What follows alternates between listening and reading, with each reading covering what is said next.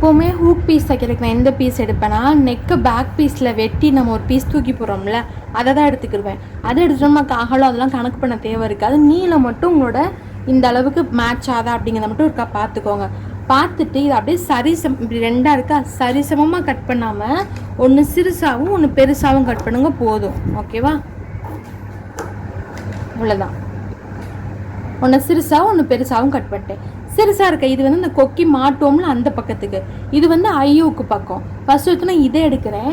இப்போ நான் உங்களுக்கு ஓவராலாக இது எத்தனை இன்ச் இருக்குன்றதையும் நான் காமிக்கிறேன். இங்கேருந்து இங்கே கரெக்டாக 2 இன்ச் இருக்குது ஆறாலும் இதுவே. ஓகேவா? இதை நான் என்ன பண்ணுறேன்னா லெஃப்ட் சைடு நான் வைக்க போகிறேன். கொக்கி பக்கம் சின்னதாக இருக்கிறது எந்த பக்கம் வைக்க போகிறோம்? இந்த கொக்கி பக்கம் வைக்க போகிறோம். இந்த கொக்கி பக்கத்தை என்ன பண்ணணும்னா நல்ல பக்கம் வச்சு தச்சு உள் பக்கமாக திருப்ப போகிறோம். ஓகேவா? இப்படி பண்ணும்போது இந்த இடம் இருக்கா, இது வந்து ஏற்கனவே மடிச்சு தைச்சிட்டேன். இதில் வந்து சும்மா அப்படி போய் வச்சோம்னா இந்த ரா எஜ் ஃபுல்லாக இப்படியே வரும். அதனால் என்ன பண்ணுறோம், எக்ஸ்ட்ரா கொஞ்சம் துணி வைக்கிறோம் மடித்து தைக்கிறதுக்காக. நீங்கள் இப்போவே மடித்து தைச்சாலும் தைக்கலாம். தைக்கும் போது என்னன்னா நகரும் இந்த இடத்துல ஒரு கேப் தெரியும். அதனால் அப்படியே விட்டுடலாம். ஓகேவா? கொஞ்சம் துணி எக்ஸ்ட்ரா வச்சுக்கோங்க. இப்படி வச்சுட்டு 1/4 இன்ச்சு கொடுத்தாலும் சரி, 1/2 இன்ச்சு கொடுத்தாலும் சரி, எவ்வளோக்கு இருக்கும் நேராக தைக்க போகிறீங்க. தைச்சிக்கிட்டே வரும்போது உள்பக்கம் தெரியுதா, கீழே இப்படி இவ்வளோக்கு எக்ஸ்ட்ரா கொடுத்துருக்கோம். அதே மாதிரி மேலேக்கும் அவ்வளோக்கு எக்ஸ்ட்ரா வச்சுட்டு நிறையா இருந்துச்சுன்னா கட் பண்ணிக்கோங்க.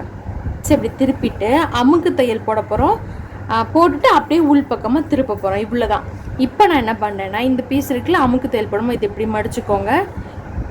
இது இன்னும் பெருசாலாம் இருந்துச்சு அப்படின்னா இதையுமே இன்னொரு ஃபோல்டு இப்படி பண்ணிக்கோங்க. ஓகேவா? இப்படி மடிச்சுட்டு பார்த்தா ரொம்ப குட்டியாக இருக்குது. அதனால நான் என்ன பண்ணேன்னா இப்படி மடித்து தைக்கலை, இதை அப்படியே வச்சுக்கோங்க.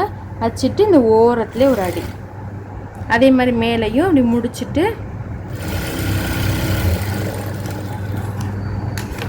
இப்போ அதை அப்படியே உள் பக்கமாக திருப்புறோம். இங்கே இருக்கா, இந்த தையல் போட்டோம்ல இந்த லைனிங் துணி அப்படியே உள் பக்கமாக வந்துடணும். இது வந்து சும்மா அப்படி மடிச்சிட்டோமா, மடிச்சது இந்த இடம் வந்து எப்படி இருக்குது, ரா எஜ்ஜாக இருக்கா, பிசுறு பிசுறா, அந்த பிசுறு போகிற மாதிரியும் இந்த இடத்துல வந்து 1/2 இன்ச் ரொம்ப குட்டி, 3/4 இன்ச் வந்து 1 இன்ச் வரைக்கும் இந்த அகலம் இருக்கணும். பட்டையா 3/4 இன்ச்லேருந்து 1 இன்ச், அதை விட ஜாஸ்தியாக வேணாம் கம்மியாக வேணாம். மிச்சத்தை ஃபுல்லாக எல்லாம் மடிச்சு விட்டுட்டு ஓரத்தில் ஒரு தையல் குத்திட்டு திருப்புறேன்.